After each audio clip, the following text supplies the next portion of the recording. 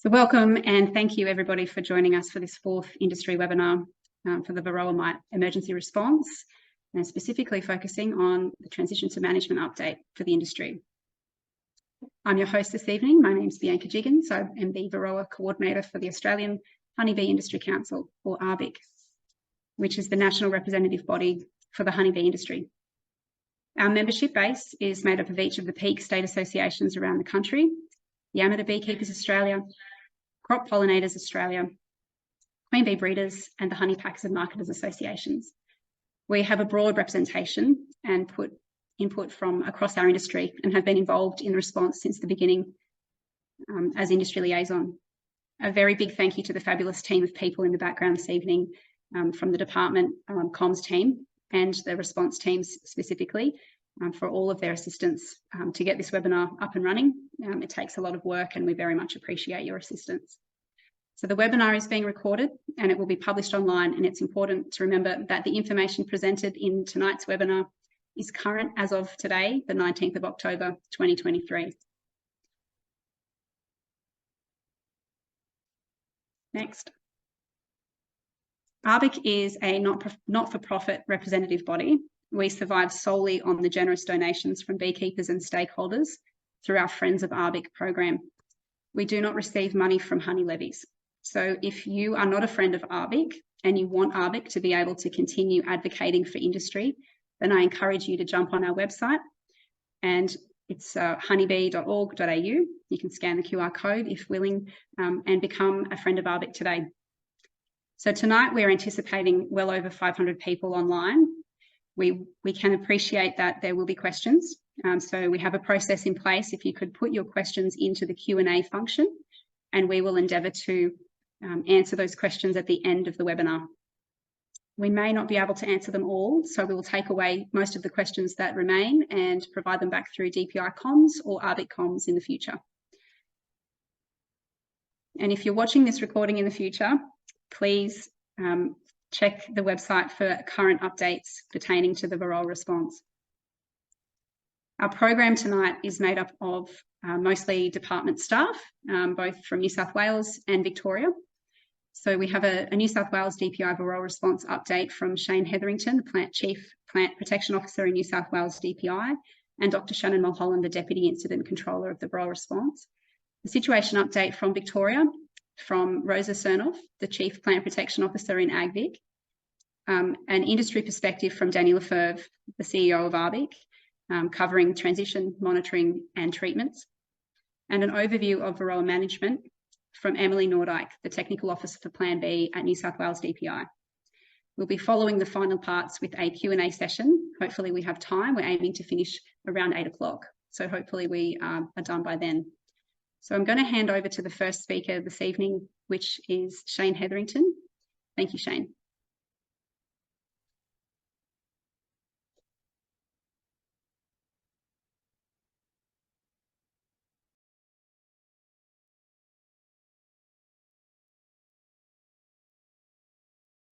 Start off by talking about the upper level, why the decision was made to transition to management as opposed to the previous phase that we'd been in. And then I'll hand over to Dr. Shannon Mulholland to run us through a few more details. So next slide, please. Okay, so on the 19th of September, the National Management Group, which is the peak decision-making body for emergency responses, reached a decision to shift the focus of the response from eradication, which we'd been undertaking for the previous 15 months since June 2022, into a management phase. So we are now attempting to manage Varroa mite. The reasons for that decision being made were principally around the recent spike in cases that we had recorded from Kempsey and the subsequent movements from that region into other regions, primarily the almond regions, plus those northwest outbreaks that we had. And that led us to believe that the outbreak was more widespread and had been there for longer than we'd first thought. The second reason was that given the expansion that was caused by those outbreaks, we'd reached a point where we had approaching 18,000 square kilometres of area under the under infestation by Varroa. So it had reached a point where we were faced with the decision that it wasn't feasible anymore to eradicate Varroa. So the decision was made to move to a point where we are moving towards managing Varroa. Now, that transition is going to take us a little bit of time. It's a really complex thing to make sure that everyone who manages bees and all of those pollination industries that depend on bees are actually ready and in a really good position to manage Varroa as it moves out from those high infestation zones. Following on from that decision by the National Management Group in September 2023, on 20th of September, a new emergency order was published.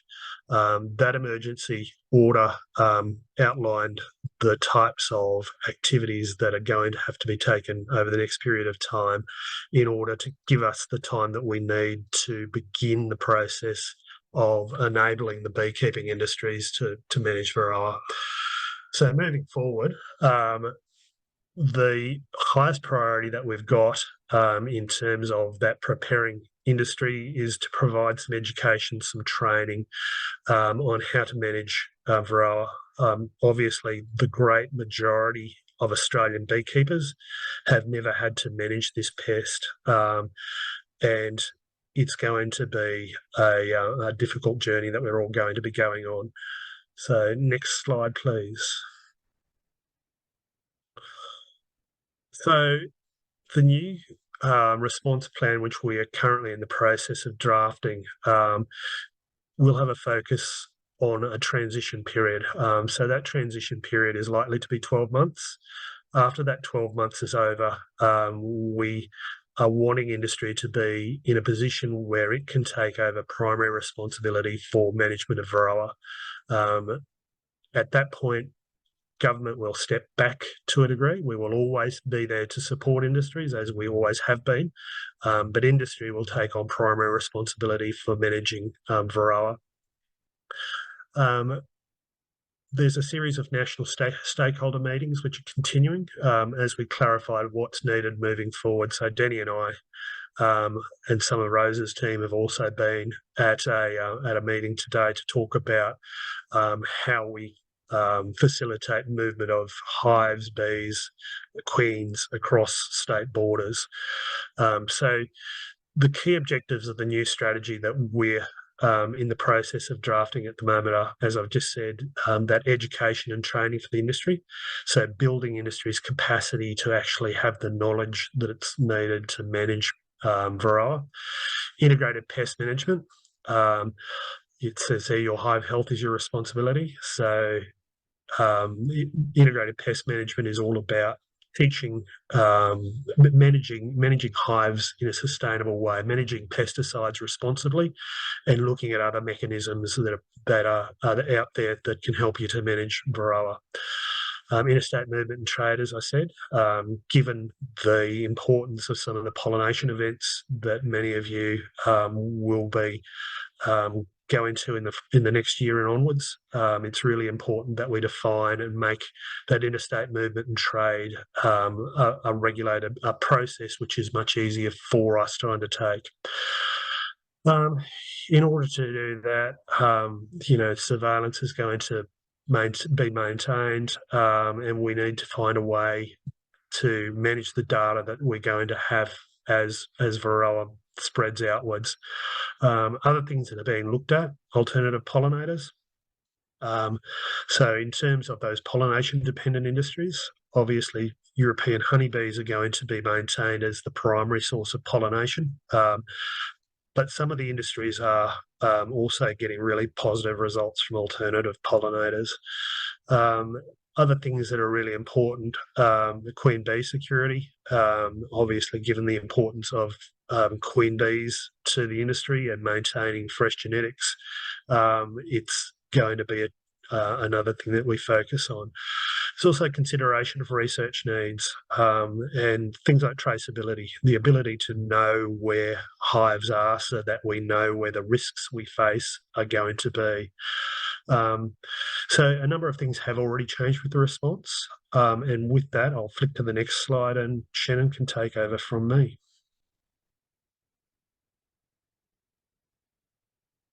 Thank you, Shane, and good evening, everybody.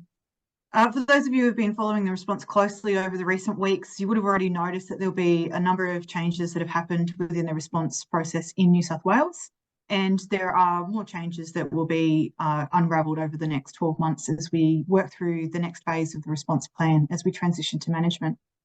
For some of the immediate changes that have happened, obviously the first one has been a change in zoning. As we no longer have a key objective of eradication, the need for eradication zones was removed, as is their corresponding surveillance zone, which was the purple and red zones that we were familiar with prior in the response. What we have now shifted to is a series of management zones, which are in orange on the map there, and these extend around the former eradication zones around Kempsey, the Hunter and the Central Coast.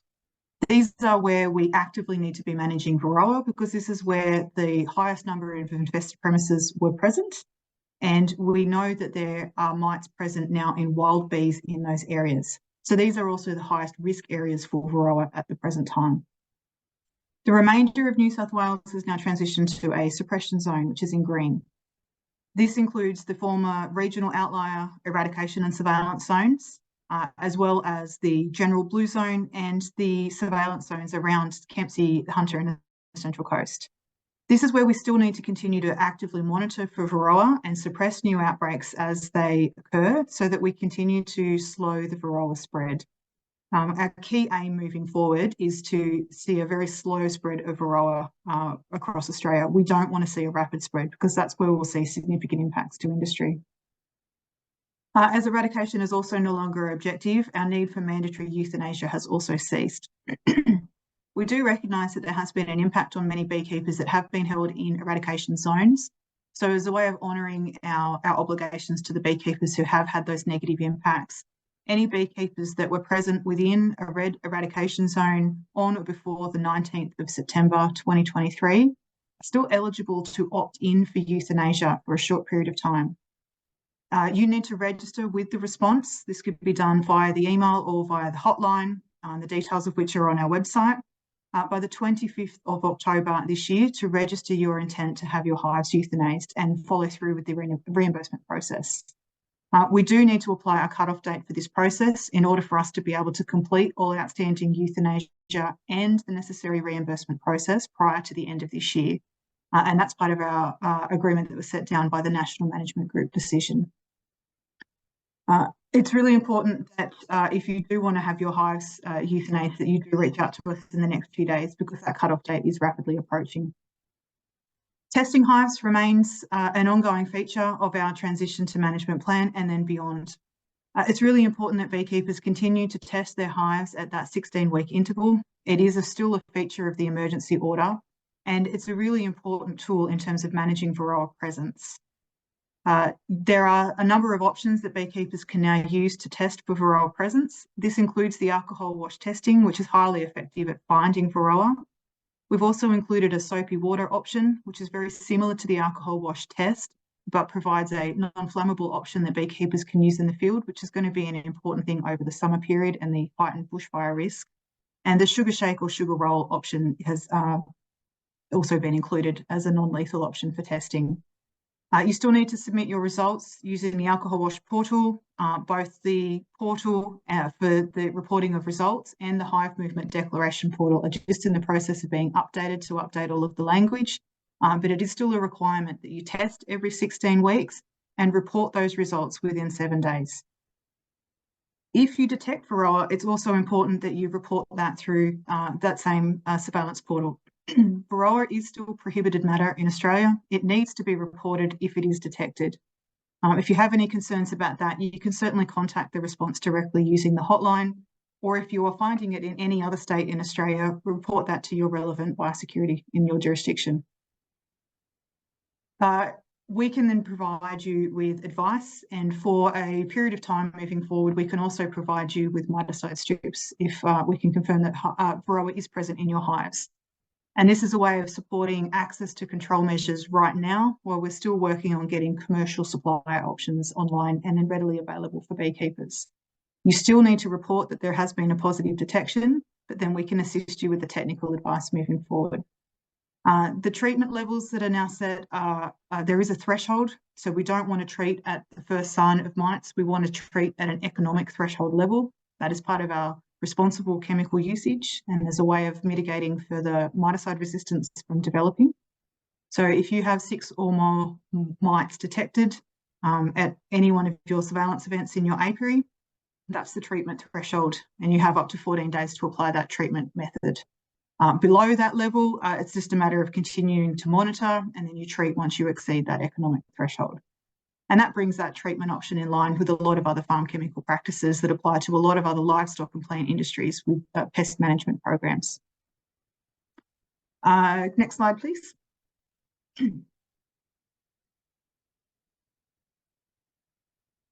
There is a new emergency order that will be gazetted hopefully tomorrow morning.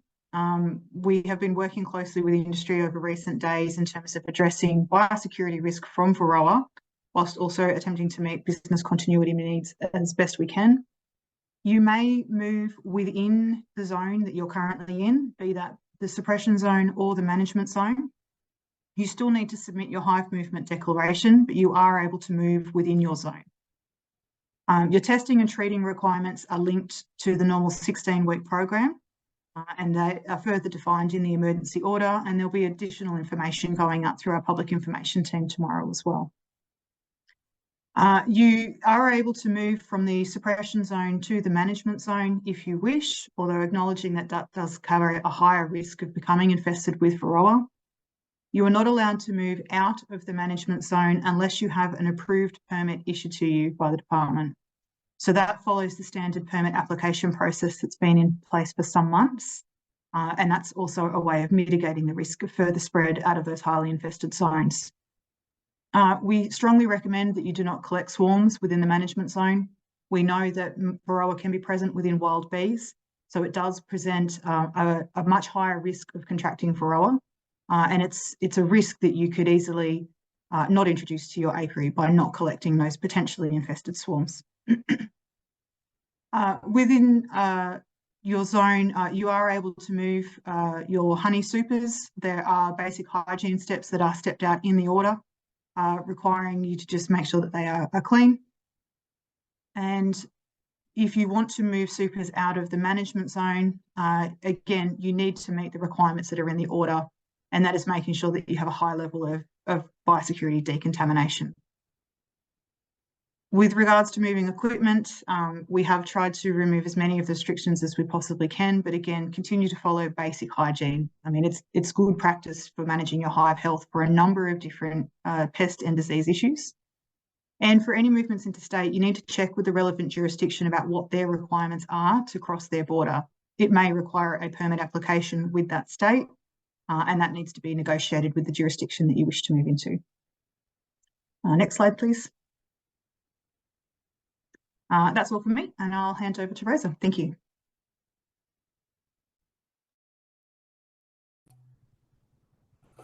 Wonderful. Thanks very much, Shannon and Shane.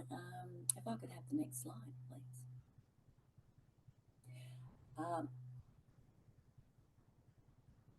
Thank you.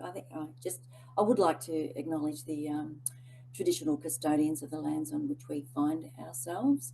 I'm here in Melbourne on Wurundjeri country, and I'd like to pay my respects to elders past and present. Thank you, Jo. The Victorian context. So Victoria is currently free of Varroa mite, and I really would like to emphasise the word currently. We will end up with Varroa eventually. We're not eradicating, as you heard from Shane, but the focus right now and for the coming months and for the year of the transition to management plan really is to, well, try to slow the spread and to prepare industry and recreational beekeepers to be able to live with Varroa and manage it going forward. Next slide, please. So in terms of the current activities for Victoria, we have an incident management team in place. It's been in place for several months now. We're working very closely with New South Wales and other states and territories in the Commonwealth and the impacted industries on the development of the National Transition to Management Plan. I'm not going to talk a lot about that because I think Shane's given a very good overview of what that T2M plan will focus on. We do want to manage risk pathways to slow the spread to keep Varroa out of Victoria for as long as we can. We're continuing to do surveillance for Varroa mite at our ports. We have swarm catch boxes out testing wild European honeybee populations along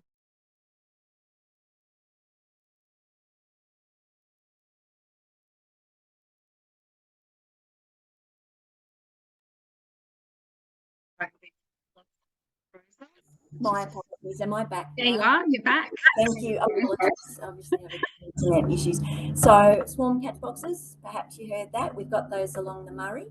And on Monday, we're going to do some more surveillance, just going out onto farms and checking permits for beekeepers and doing some in-hive testing for Varroa as well. So next steps, very much like what Shane has already mentioned earlier, we're looking at longer term policies and regulations to manage Varroa into the future. We're working with stakeholders to address any future challenges. Looking at treatment options, so working really closely nationally, particularly with New South Wales on chemical treatments going forward. And also looking at, whether we could do any further surveillance across the state of Victoria for Varroa. Next slide, please. So movement conditions, we've had a control area order in place since June of last year, and we've made amendments to that order depending on the information at hand. So currently our order does permit movement under permit for a range of products, with the exception of New South Wales beekeepers. We have a temporary pause on the issuing of permits for movement of bees, hives, queen bees, particularly from New South Wales. That is going to remain in place while we're developing the National Transition to Management Plan, and we'll consider that further going forward. I would like to say that South Australia and Queensland also currently have a pause on issuing of permits to New South Wales beekeepers too. Now, for those beekeepers who've moved hives under permit, they do have to report their movements to Agriculture Victoria, and there's a website there where they need to report on our BMAC system, and they have to regularly test for Varroa and record results as per the permit conditions. Next slide, please. So reporting, just as Shannon mentioned, it's mandatory. You've got to report if you think you've got Varroa, or even if you think you have suspect Varroa mite, call out exotic plant pest hotline, the 1-800 number. And as I've already mentioned, you need to share and report your test results as per permit requirements at that website up there on your screen. And if you're having issues or any challenges in reporting your test results, then please email us at our honeybee permits email address. Next slide, please. So we're working very closely with AHBIC, with the Victorian Farmers Federation, with the Victorian Apiarists Association, as well as all the other pollination dependent industries and the state and territory and Commonwealth governments, just to figure out, well, what are the next steps for this emergency response, and to ensure that we are developing a transition to management plan that's acceptable to all 25 cost share partners. So we sit on the Consultative Committee on Emergency Plant Pests, so that's the technical advisory committee, the national committee that's represented by all the industries and governments, and we meet regularly to talk about Varroa and next steps. And so even though we're not eradicating Varroa, it is still a key threat to Australia's honey and honeybee pollination plant industries, and we're taking it seriously, and we need to continue working together, government, industry and recreational beekeepers, to manage this pest going forward. Next slide, please. Now, we have engaged in a whole lot of communication with stakeholders. So I mentioned earlier we've got an incident management team, and we have industry liaison officers embedded in our IMT, both from AHBIC and the Victorian Arborists Association. We have field staff out in the field working with beekeepers on the ground, and we do regularly post messages both on Twitter/X and on Facebook. So if you're a Victorian beekeeper, I do suggest that you get on the Agriculture Victoria website and get access to this social media. We also have regular website updates, newsletters and electronic direct messaging to Victorian registered beekeepers as well as permit holders. We post articles in the AHBIC newsletters such as VetWatch and other industry publications. And we also have spokespeople and APRI staff who speak at stakeholder events as well as do various media interviews. Now, having said that, it is very likely that we could be doing other communications, or we could be communicating to you in a different way. So if you would like to hear more from us, or if you've got different ideas about the way you want us to communicate with you, can you please contact us just at our honeybee permit address? That would be fine. Next slide, please. Now, because we are thinking about how we're going to learn to live with Varroa mite going forward, we do have a relief and recovery team in Agriculture Victoria that really have spent a lot of time working on recovery, working with businesses on how they're going to cope with, say, natural disasters, climate change, drought, fire, floods, and biosecurity incidents. So with that in mind, we actually have a program that we funded jointly with the Commonwealth Department of Agriculture to support farmers, and now we're very pleased to say beekeepers too, to help them to develop any knowledge and skills that they might need or want to improve their business and be better equipped to manage these impacts that I've talked to you about. So the program includes short courses, workshops, webinars, field days and any farm walks, just working with industry and beekeepers. And so if you're a Victorian beekeeper and you're interested in perhaps improving your business planning and risk management, or you want some financial advice, you want to increase your profits for your business, manage people on farm, can I suggest that you hop onto this website here, agriculture.vic.gov.au/FBRP. You get onto that website, you'll see what that program's able to offer you, and if you're interested, please register your interest. There's no cost to being part of this program other than your time. So that's with you there if you have any interest in that. And then finally, my last slide, thank you. So keep up to date. I've already touched on this. Get onto the Agriculture Victoria website, and if you're into social media, we've got Facebook, X and Twitter, and I'll just leave it there. Thank you very much for the opportunity.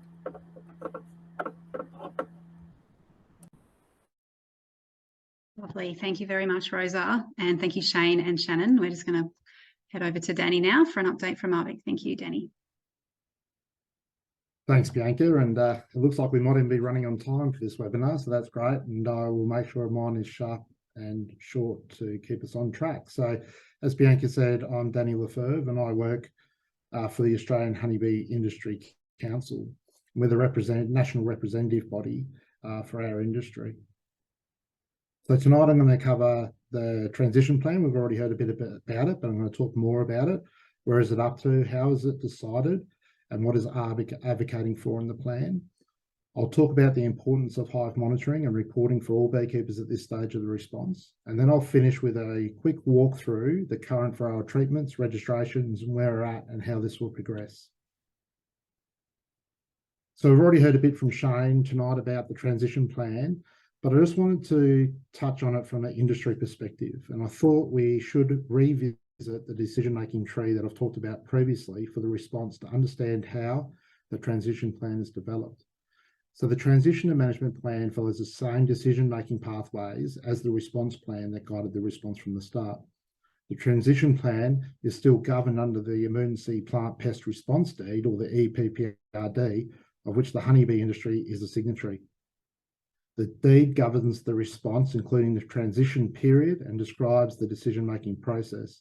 The deed also describes the period for which the transition will go for and what should be included, but more importantly, what cannot be included in that plan. There's a publicly available document on the Plant Health Australia website. There's more than 49 signatories to this deed, and it includes all the state, territories and Commonwealth governments and 38 industry parties. And as I've spoken about previously, there's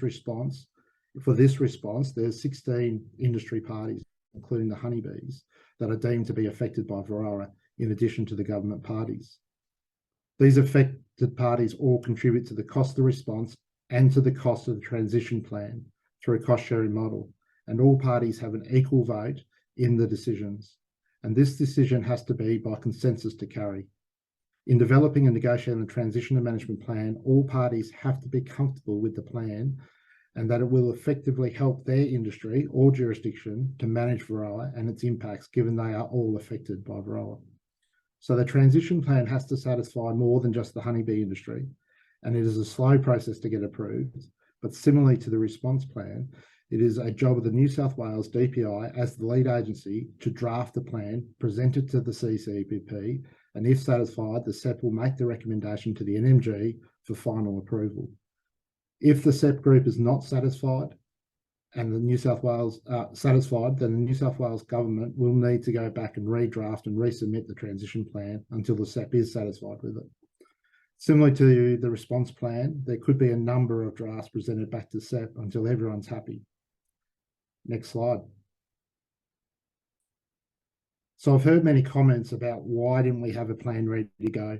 Why haven't we been able to walk and chew at the same time during this response? Well, we have been able to. Even back in 2011, our industry leaders were thinking about what a transition and management plan might look like. And when they worked with DAF to establish the Varroa continuity strategy. It's a document that provides a framework for a transition and management plan. And equally, we've been working throughout the response on the plan B and the what if scenarios. But we also know that the process in agreeing to a transition plan in the deed means that it is a negotiation, and even the best laid plans may not be agreed to until all parties are satisfied their needs are met. Until that final agreement, we can't be sure about what's in and what's out. But we have been consulting with our member bodies to ensure we cover the big ticket items in the plan and the non-negotiables. So they include education and training, perhaps the most important part of the plan. We want to make sure that every beekeeper in Australia has the opportunity to access training, and not just now or while the transition plan is running, but beyond the response. Since every levy-paying beekeeper across the country is contributing to the cost of the education material under this plan, we want open access for the whole industry, accessible in perpetuity. The plan will need to develop the best management practice guide that is adapted to our situations in Australia.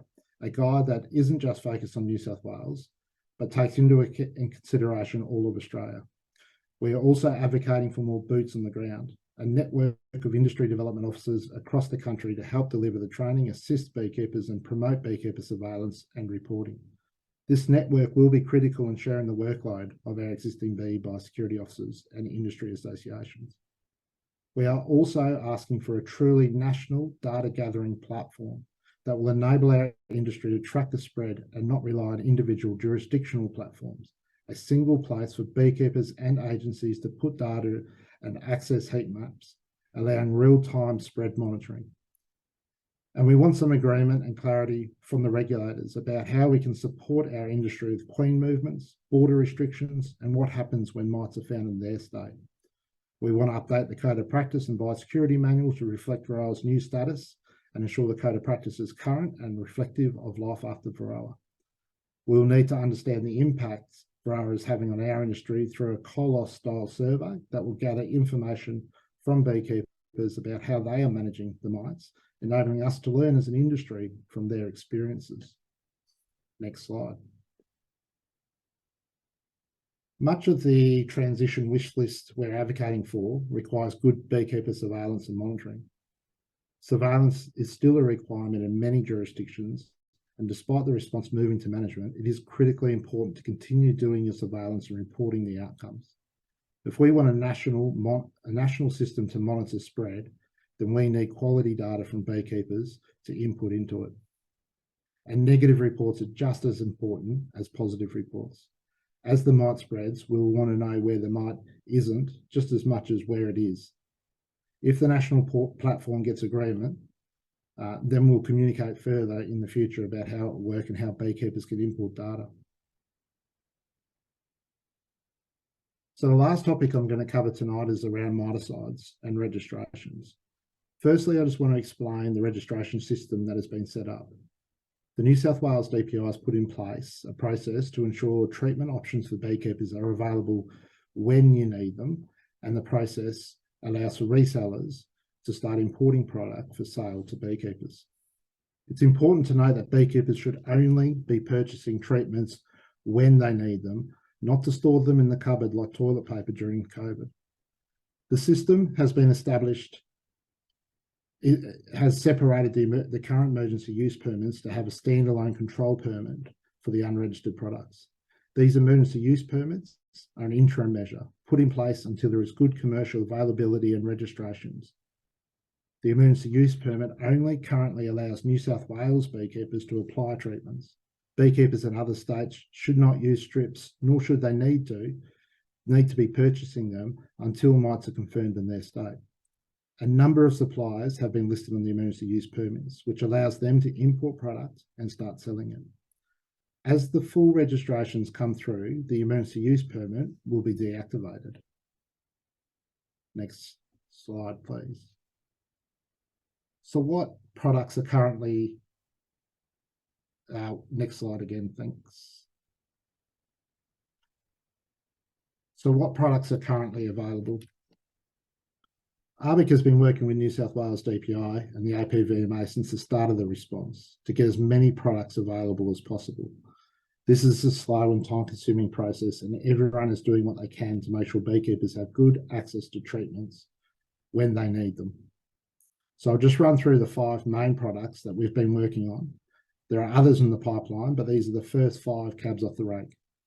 So Apivar, which the active ingredient is amitraz.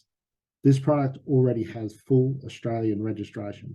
However, to sell this product under that registration, we need the Australian labelled Apivar from the manufacturer. Printing of the Australian label is well underway, but it might still be a few months before we see good stocks on our shelves of the Australian label product. To ensure beekeepers have access to this chemistry in the interim, the New South Wales DPI is applying for an emergency use permit for the New Zealand labelled Apivar. This should be in place in the next few weeks, and then the stock should flow onto shelves after that. Varroa, which is owned by a company called Elanco. We've been working with them to submit an application for full registration some months ago, and this should be getting close to approval. In the interim, the New Zealand labelled Varroa is now available for purchase in Australia under the emergency use permit. As for the organic options, we've also been doing some work in that space. Mitaway Quick Strips has had a name change to Formic Pro. The New South Wales DPI has submitted an amendment to the emergency permit to reflect that name change, and we expect that this product will be available for resellers to begin importing in the coming weeks as an option for beekeepers. APGuard already has full Australian registration, but we are not expecting huge uptake of this product. And the big one at the bottom, oxalic acid. At the start of the response, we were clearly told by the APVMA that they wouldn't consider oxalic acid under an emergency use permit due to the OH&S concerns that it presents. After much lobbying from AHBIC, they have agreed to assess a full registration application. So New South Wales DPI have been preparing an application that is close to being submitted. So hopefully we will see this as an option for beekeepers soon, but there's still no promises that it will get approved. AHBIC we've been successful in securing a grant from the federal government to help with getting oxalic acid strips or staples registered. This is also a slow process. We've been working with a manufacturer to try and progress this further, but we're still working through that process. So hopefully that will be another option in the future. Next slide, please. We have provided a lot more detail in our latest AHBIC industry update, number 48, which was sent out last week. You can find it on our website, or you can scan the QR code on the screen. Now that eradication efforts have been declared no longer feasible, we're seeing a lot more manufacturers starting to apply to register their products in Australia. So we expect to see even more options come online over the coming months. AHBIC is continually scanning for new products globally and reaching out to those manufacturers to encourage them to register the products here in Australia. Again, this is a really slow process, but something we're working on. Next slide, please. So looking forward, we expect that this transition plan will be agreed in the coming weeks, and we're hopeful that the work to roll out the training and best practice management material will start as soon as the agreement is reached. We know that there is a lot of anxiety out there about getting training done and getting miticides in your hands, but the experience that we've seen from the Central Coast of New South Wales has demonstrated that in that area, mite build-up was really slow. It has taken over 15 months to build up. So we have time. This is not a wildfire screaming across the country. This is a really slow burn. We will keep advocating for training for all beekeepers. We will keep working to get more treatment options registered for beekeepers. But we're only a small team of 2 at AHBIC, but we will keep advocating for our industry. It's been a tough 16 months for our industry, and none more so than those that have had their hives destroyed. But it's easy to look back over the last 16 months and blame people for what's happened. I can't imagine what it's like to have all your hives destroyed and the emotional toll that would take. But we need to move forward as an industry because we will learn how to manage Varroa mites. And as an industry, we've proven time and time again that we are a really resilient bunch, and we'll get through this and move forward. Thank you.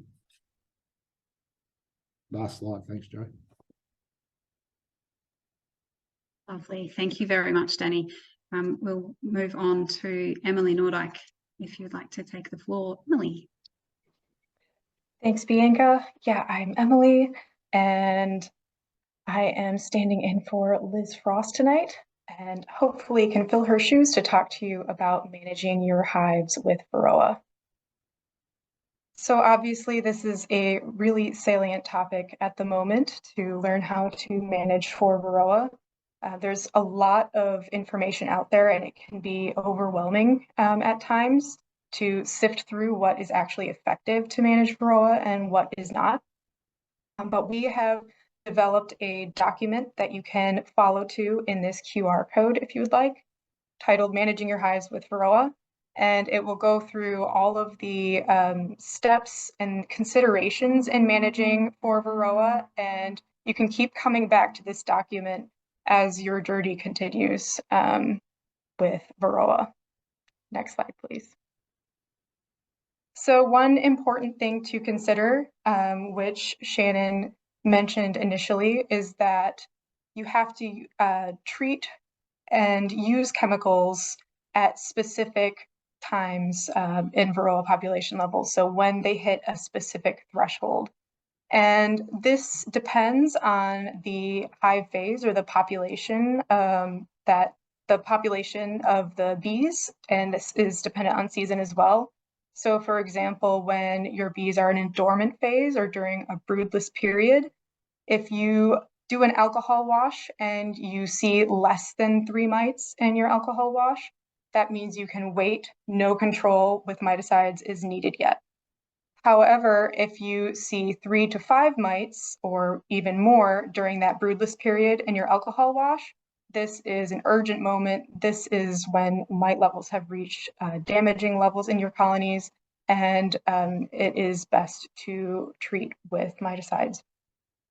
And moving forward during the population increase phase, which is typically in spring, If you see 6 to 9 plus mites in your alcohol wash, that's your treatment threshold. And then peak population, typically during the summer, if you see 9 plus mites in your alcohol wash, that is your threshold when you want to treat. And then finally, during population decrease phase, which is typically autumn to winter, if you're seeing 6 to 9 plus mites in your alcohol wash, again, you'll want to take action and treat. So don't worry about memorizing these right now. This table is in that document that I linked to in the first slide. So you can revisit this again and again to help you figure out when you want to treat and keep track of that action threshold. So next slide, please. So I also want to tell you a little bit about integrated pest management, which is a method to sustainably and efficiently control for pests and diseases. And I'll do this in the context of Varroa. This is the Varroa integrated pest management pyramid pictured here. And there are 3 major levels to the pyramid, and you always want to start at the bottom. So starting at the bottom is cultural control. And cultural control includes, works by reducing the reproduction of the pest, so of Varroa. And an example of cultural control for Varroa is to create a break in the brood cycle. So because Varroa reproduces in the honeybee brood, if you can have a period of brood break, you can reduce the mite populations. And you can do this by caging queens, which is, easier to do at a smaller scale, a little harder to do at a commercial level. The other option is to do heavy splitting, so splitting your colonies and putting in a queen cell or allowing that split to raise the queens. So there's a bit of a brood break is another way to reduce the reproduction of those mites. So moving up in the pyramid is mechanical control methods. And with mechanical control, you're killing the mites by physical means. So an example of this for Varroa is to do drone brood removal. So one way you can do this is by physically scraping drone brood out of the colony, or you can also put in drone comb and allow the queen to lay drones specifically in that frame and remove that frame before the drones emerge, and with them the mites emerge, which is an important point. But yeah, because Varroa are so highly attracted to drone brood in particular, because they have a longer development time, drone brood removal is an effective means of mechanical control. So again, you want to rely on those cultural and mechanical controls initially, but if those mite levels do reach damaging thresholds, like we talked about in the other slide, you will want to resort to chemical control. And chemicals can come in non-synthetic compounds or synthetic compounds. And it's important to note that it'll depend on what chemicals you want to use on a lot of different factors. This includes what chemicals are available to you at any given time. So what chemicals that Danny was talking about that are available in Australia at this time is one thing to consider. And then also things like, are you interested in keeping organic status? Then you'll want to rely more on those non-synthetic compounds. Or other factors like temperature sensitivity. Certain chemicals are only to be used in certain ambient temperatures, otherwise they can fry your brood or your queens. Certain chemicals are more effective when brood is not present. There are also chemicals that you cannot use with honey supers present. So there are a lot of different factors to consider when choosing chemicals, and luckily, we go over that in detail to help you narrow down that decision in the document that I referred to. So definitely keep that in mind. It's a really good resource. And I wish I had time to talk more about the differences today, but definitely check out that document. But one more thing to mention also with chemical control, it's really important to rotate those chemical treatments. You don't want to use the same chemical over and over because this can breed chemical resistance in Varroa. Next slide, please. So I just want to let you know about Total Beekeepers Field Day that is happening this Saturday, October 21st, starting at 9 a.m. We obviously couldn't get into all of the details of Varroa management today, but we have a very Varroa heavy program on Saturday. So if you click one more time for me, Joanne, there's a QR code, thank you. A QR code to lead you to the Total Beekeepers Field Day sign-up page. So we'll have industry updates, a lot of information on Varroa, and a Q&A session at the end. And this is a free online event. Next slide. Thank you. And this is just back to our Managing Your Hives with Varroa DPI page. And if you click for me one more time, Joanne, there's another, this is the QR code that you saw initially in the presentation that leads to the document that I've been talking about. So I highly recommend that you check this out and use it as a resource as we move forward with our management.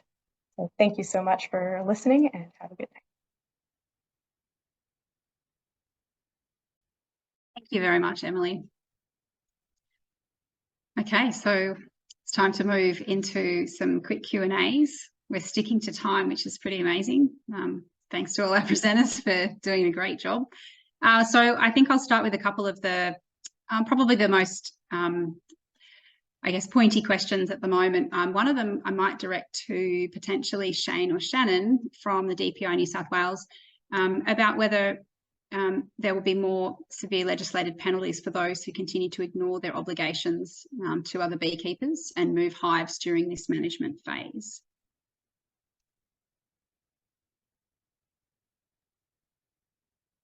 Thanks, Bianca. Short answer for that one. Yes.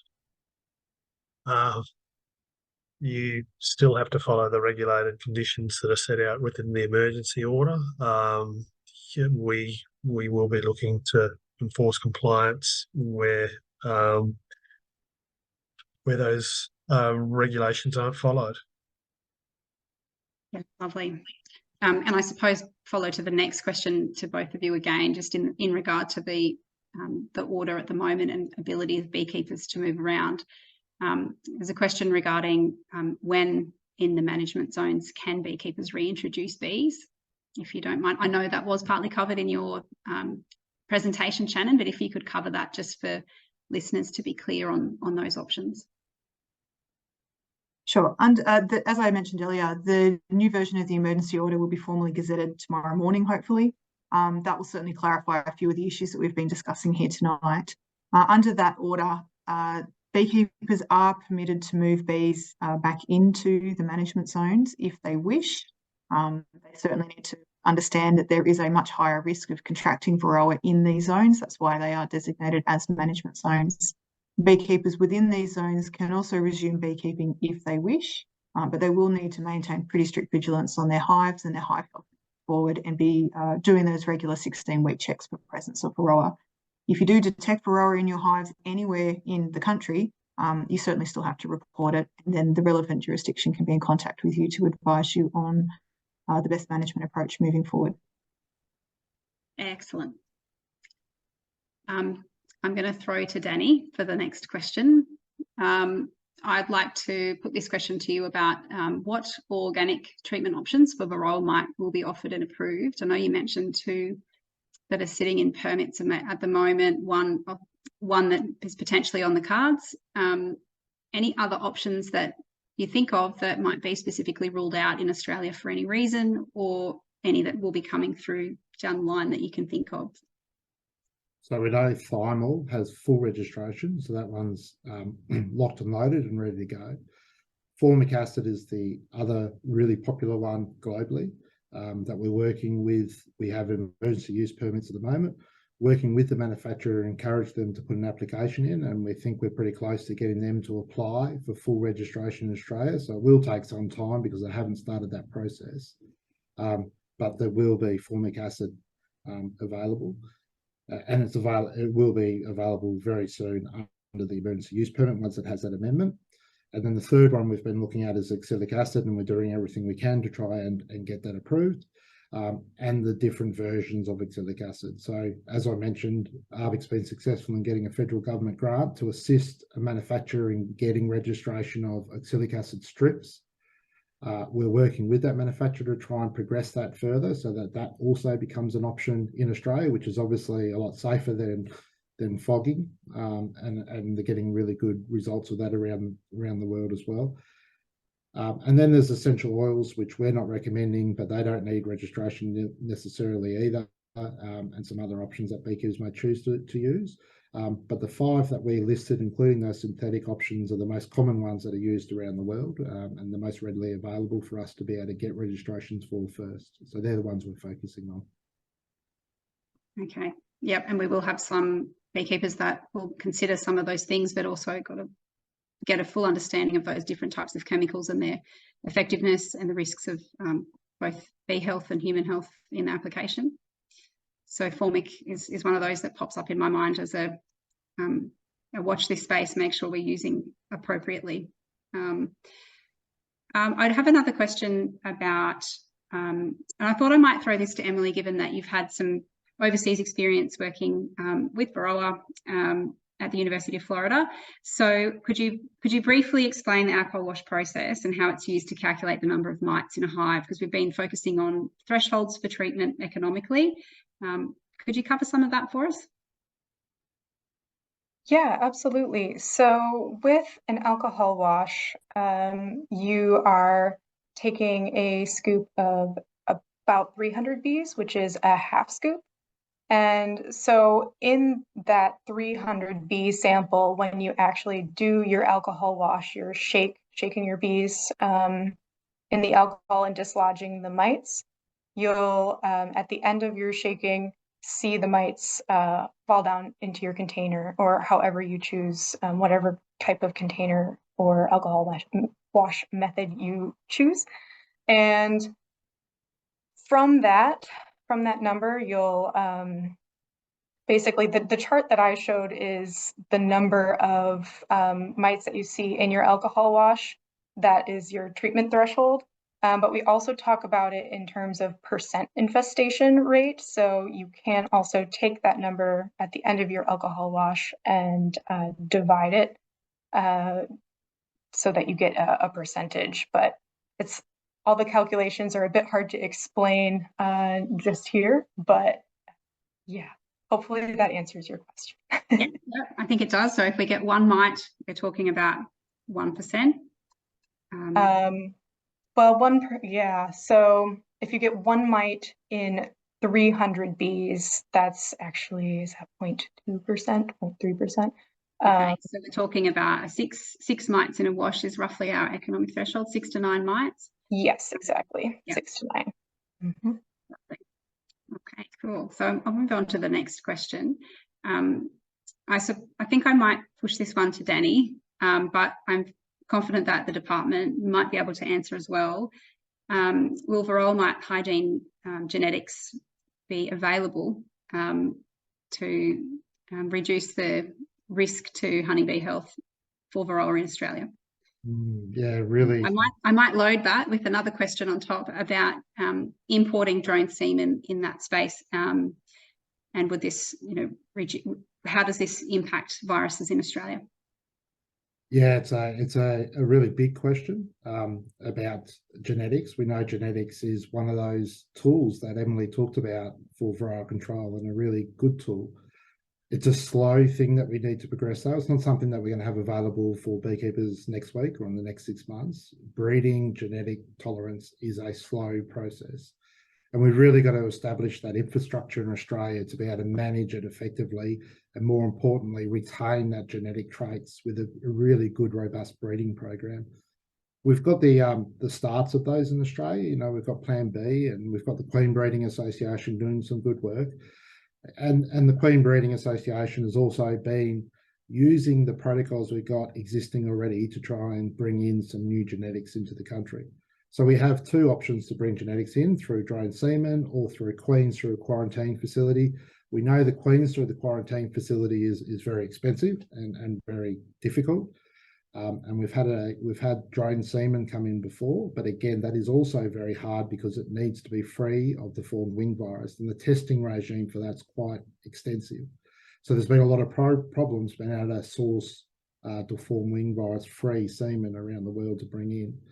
But when I talk to experts around the country, and I've done a lot of that over the last 16 months in this space, a lot of the breeders, I get mixed messages. The international breeders said, don't prioritise bringing genetics in because you will have that tolerance in your stock in Australia. You just need to find it, nurture it and breed from it and develop it. Don't look to overseas genetics as the only or silver bullet in this, because it could open us up to a whole range of viruses we don't even know about either. So it's part of what we're pitching in the T2M plan, is to try and get someone to sit down and critically look at our queen breeding sector in Australia, see what its capacity is, and then look at also whether we really do need to be ramping up our efforts of bringing genetics in, or should we really be looking hard in our own backyard first to see what we've got before we open ourselves up to that sort of risk. Very good. Did anybody have anything to add to that answer? I doubt. Feels right in Emily's bag of knowledge, that one. So it is. Yeah, I don't have anything to add, Danny. Thank you. Okay, so I'm wondering if Shannon's still available, maybe Shane and Shannon, for a quick one about access to strips at the moment within New South Wales. Will there be government subsidies for these strips to help the cost of treatments? And yeah, will we be giving it, how long we'll be giving out the miticide strips? What's the likelihood of the length of time they'll be available to beekeepers, and then a transition over into being available retail sales for beekeepers to purchase themselves? Do you have any indication of how long this might be available through the department?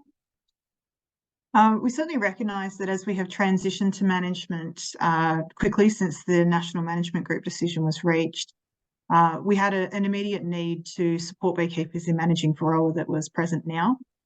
We recognised that there was going to be a delay in getting chemical registrations approved and then also stock available readily and widespread on the shelves.